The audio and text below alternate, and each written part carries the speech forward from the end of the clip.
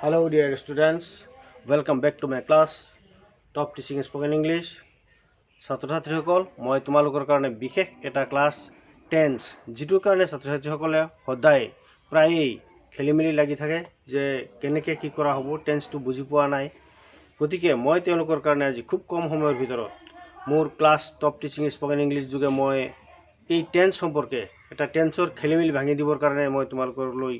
এটা class share কৰিব বিচাৰিছোঁ প্ৰথমৰ পৰা শেষলৈকে মোৰ ক্লাছটো চাব বুলি আশা ৰাখিলোঁ আৰু লাইক শ্বেয়াৰ কৰিবলৈ নাপাহৰিবা বুলি আশা ৰাখিলোঁ গতিকে দেখা যাওক মই আৰম্ভ কৰোঁ এতিয়া ক্লাছ টেন্স মানে হ'ল কাল মানে হ'ল সময় যেতিয়াই যিটো কাম কৰা হয় সময়ৰ প্ৰয়োজন হয় আৰু সেই কামৰ লগত মিল ৰাখি যিটো কাম কৰা হয় সংগতি ৰাখি যিটো কাম কৰা হয় তাকে টেন্স বুলি আমি কওঁ গতিকে মই ইয়াত তোমালোকক প্ৰথমতে কৈ দিছোঁ যে টেন্সটো তিনিটা সবেই জানে গতিকে এই তিনিওটা টেন্সৰ প্ৰতিটো টেন্সৰ চাৰিটাকে ভাগ আছে মই সেই ভাগকেইটাৰ বিষয়ে আজি আলোচনা কৰিম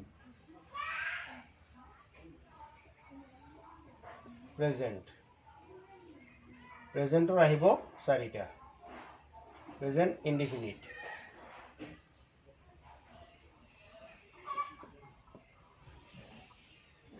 প্ৰেজেন্ট কন্টিনিউয়াস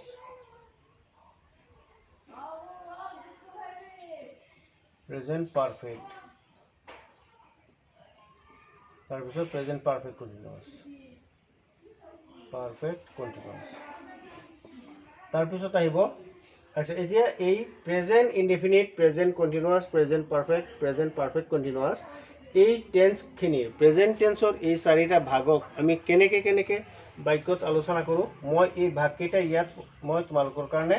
সুবিধাৰ কাৰণে মই এটা সেন্টেন্স প্ৰথমতে এটা সেন্টেন্স তাৰপিছত ইয়াৰ পৰা প্ৰথম সেন্টেন্সটো ল'ম মই ফাৰ্ষ্ট পাৰ্সনৰ যেনেকৈ আই ইট ৰাইচ এই বাক্যটো যেতিয়া মই ফাৰ্ষ্ট আৰু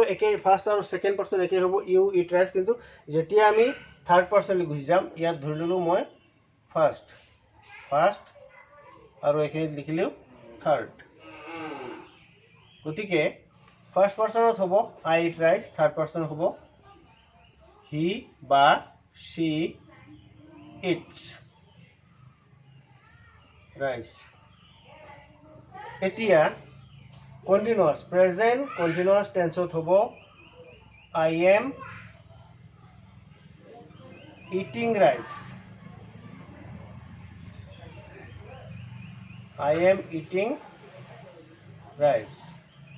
এই বাক্যটো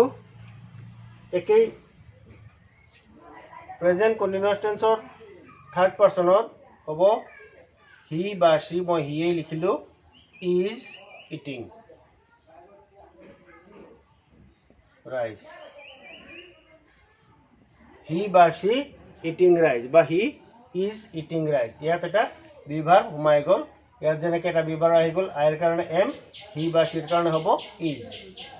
প্ৰেজেন্ট পাৰফেক্ট টেন্সত আকৌ I have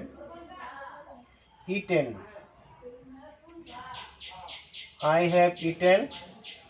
rice ইয়াত he বা she he has eaten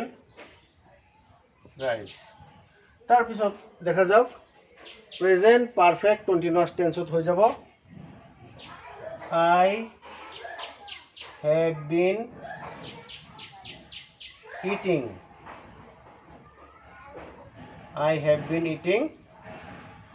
rice এই বাক্যটো এই সেম সেন্টেন্সটোৱে আমি থাৰ্ড পাৰ্সনত প্ৰেজেন্ট পাৰফেক্ট কন্টিনিউয়াস টেন্সৰ থাৰ্ড পাৰ্সনত বাক্যটো আমি কেনেকৈ লিখিম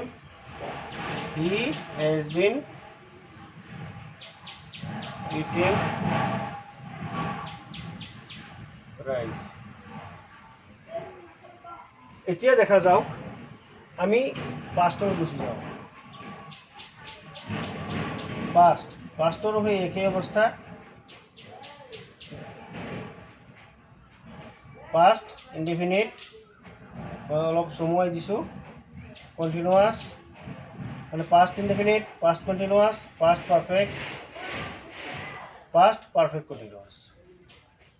পারফেক্ট কন্টিনিউয়াস এতিয়া प्रथम माने फार्स्ट पार्सन और थार्ड पार्सन सेकेंड पार्सन प्राय सेमे है फ्यूचर अलग खेलिमेली हम गति के प्रेजेंट इंडेफिनिट टेंसत आसिले I eat rice past indefinite टेंसत हो जाब आई एट राइज और ये वाक्यটো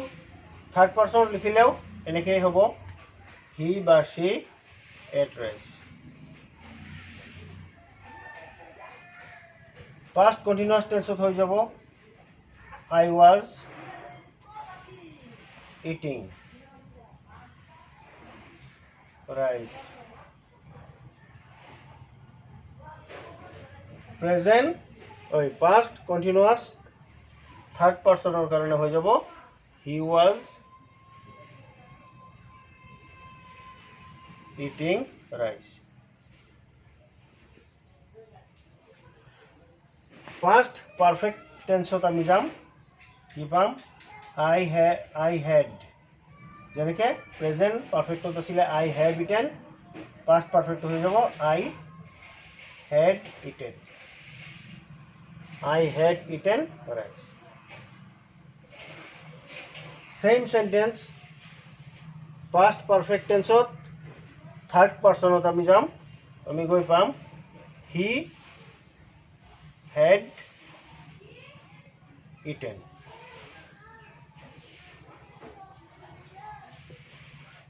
eaten rice तार पिছত past perfect continuous tense আমি পাম কি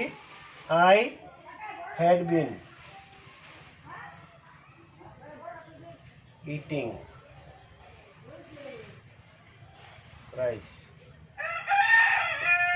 এই সেন্টেন্সটোকে আকৌ থার্ড পার্সনত যেতিয়া লিখিম he had been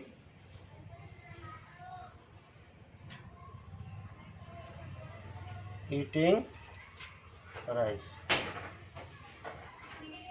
এতিয়া আমি কি পালো প্রেজেন্ট টেন্সৰ আৰু পাস্ট টেন্সৰ মিলাই একেটা বাক্যকে আঠটা ৰূপত কেনেকৈ লিখা হয় পাই গলো তাৰ পিছত আকৌ আমি এতিয়া যাম future টেন্সৰ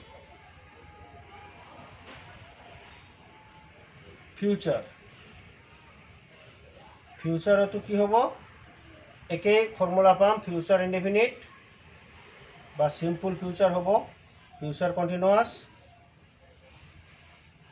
future perfect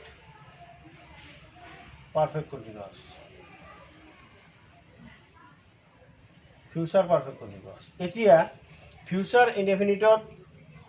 present indefinite আমি যেনেকৈ লিখিছিলোঁ I eat rice future indefinite হ'ব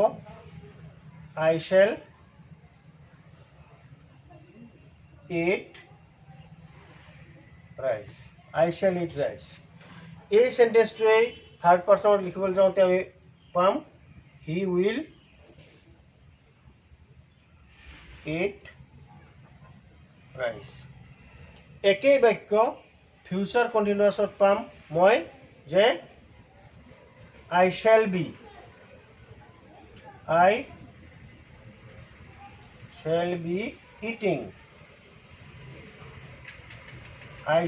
eating rice ইয়াত হৈ যাব he will be eating rice तार पिছত ফিউচাৰ পাৰফেক্ট টেন্সত আমি পাম I shall have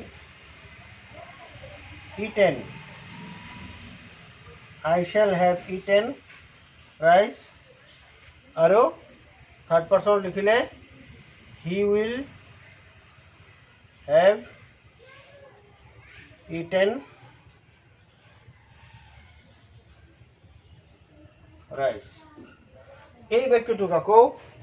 future perfect continuous টেন্সত লিখিলে আমি লিখিম I shall have been eating rice same sentence टुके अगर जो थार्ड पार्सन लिखिबल जाओ कि हबो he will have been eating rice. এতিয়া ছাত্ৰ ছাত্ৰীসকল মই তোমালোকৰ সুবিধাৰ কাৰণে মাত্ৰ এই এটা সেন্টেন্সক আমি কেনেকৈ 24টা বাক্যত নাইবা 12টা বাক্যত আমি কেনেকৈ ভাগ ভাগকৈ প্ৰতিটো টেন্সৰ প্ৰতিটো ভাগত আমি এটা সেন্টেন্সক কেনেকৈ ট্ৰান্সফৰ্ম কৰিব পাৰোঁ, কেনেকৈ সেইটো মিলাই আমি লিখিব পাৰোঁ, এই ভাৱ মানে এই ধৰণটো যদি তোমালোকে ধুনীয়াকৈ শিকি লোৱা বা এই ক্লাছটো যদি বাৰম্বাৰ চোৱা যে কোনটো বাক্যৰ পৰা কোনটো বাক্য কি তাৰতম্য হৈছে, কি বেলেগ বেলেগ ৰূপ লৈছে বা কি শব্দৰ পৰিৱৰ্তন দেখা গৈছে, সেইখিনি যদি তোমালোকে ধৰিব পাৰা তোমালোকে নিশ্চয় খুব সহজতে টেন্সৰ যিটো ট্ৰান্সফৰ্মেশ্যন বুলি কোৱা হয় সেইটো তোমালোকে ধুনীয়াকৈ শিকিব পাৰিবা। গতিকে মই তোমালোকে মোৰ ক্লাছটো চাবা বুলি আশা ৰাখিলোঁ আৰু পৰাপক্ষত তোমালোকে তোমালোকৰ লগৰীয়া ক্লাছমেট যিসকল আছে তেওঁলোকৰ লগত শ্বেয়াৰ কৰিব বুলিও আশা ৰাখিলোঁ। গতিকে আজিলৈকে মই ক্লাছ বুজোৱাৰ এইটো ক্লাছ মই তোমালোকৰ হয়তো মই আৰু বহলকৈ প্ৰতিটো টেন্সৰ এটা ভাগ আমি বহুত বহলকৈ আলোচনা কৰিব পাৰোঁ, তেনেকৈও কৰিম, কিন্তু আজি ফাৰ্ষ্ট তোমালোকৰ লগত এইটো চিনাকিৰ কাৰণে এই টেন্সৰ প্ৰাথমিক যিটো ইন্ট্ৰডাকশ্যন এইটো মই তোমালোকলৈ আগবঢ়ালোঁ। চ' ফ্ৰেণ্ডছ ষ্টুডেণ্টছ, মই আশা কৰোঁ তোমালোকৰ কাৰণে this class will be mostly helpful for you. So keep it watching and stay safe and stay home. Wear mask in this season. So friends, thank you.